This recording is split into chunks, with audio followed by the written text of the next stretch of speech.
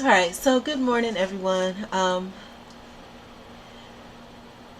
Happy Monday, October 24th, 2022. And I wanted to talk about some of the barriers to success, but I'm going to start off with some positivity here. Waking up is the first thing in your day to be grateful for, so let's all be thankful for that. Um, but I wanted to share with you something that I came across with myself and going through my task list. So my first thing originally just said to, go through and pick out specific emails that you want to look at. But there was one specific email that I really wanted to look at, but as it stands,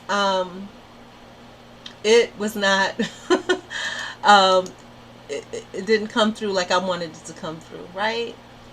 So I just wanted to share with you guys, my experience with that and how that kind of made me feel all around. So with regards to that, it set me back. You know, I think a key to being successful, especially in these days, is emotional intelligence. I remember many, many years ago when I went to school, I had a communications class. In that class, the professor, he was really great. I don't remember his name, it was so long ago. But he talked about the different types of communication and basically, how do you respond to things to get what you want? And to me, in this day and age, I look at that as emotional intelligence. How do you respond to disappointments and things that don't necessarily go your way? And what I'm finding, I think, is that this is a big hurdle for me.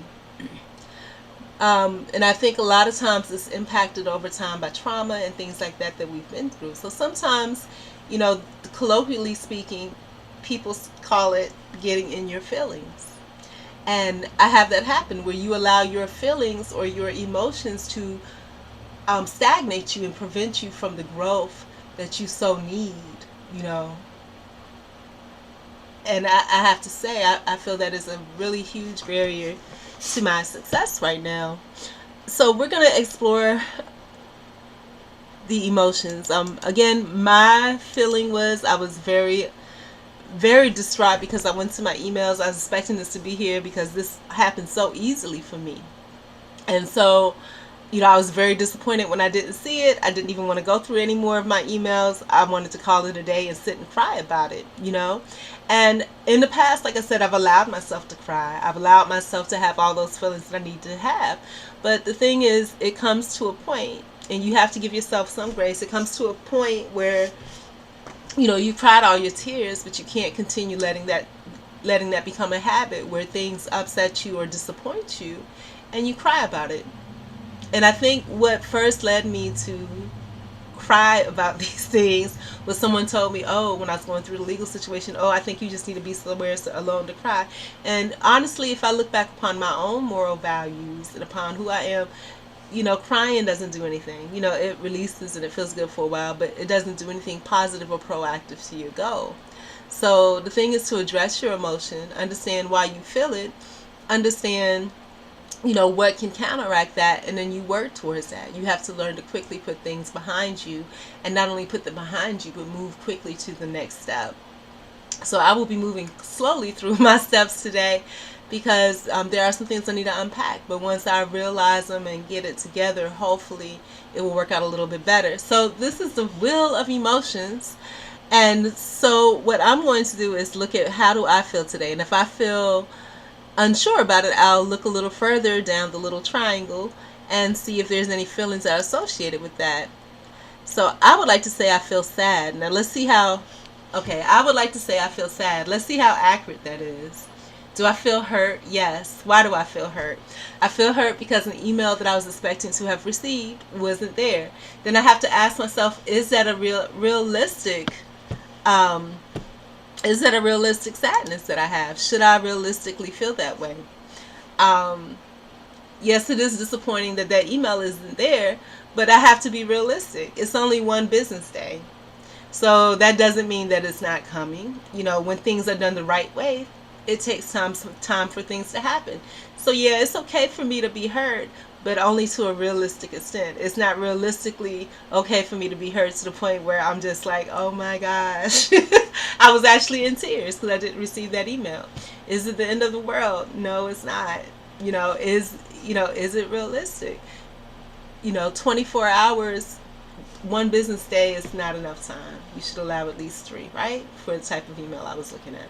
So yeah, it's okay for me to be hurt, but is it appropriate for me to be this amount of hurt? No, because one monkey don't stop no show. But not only that, but I have to give it time. Just like it takes time for me to do things, it takes time for other people to do things. So I have to honor and respect that. And then not only that, but you don't put all your eggs in one basket. You have to know that you are multifaceted, multi-talented. There's a lot of other things that you have that need to be done, and it's an understatement in regards to that.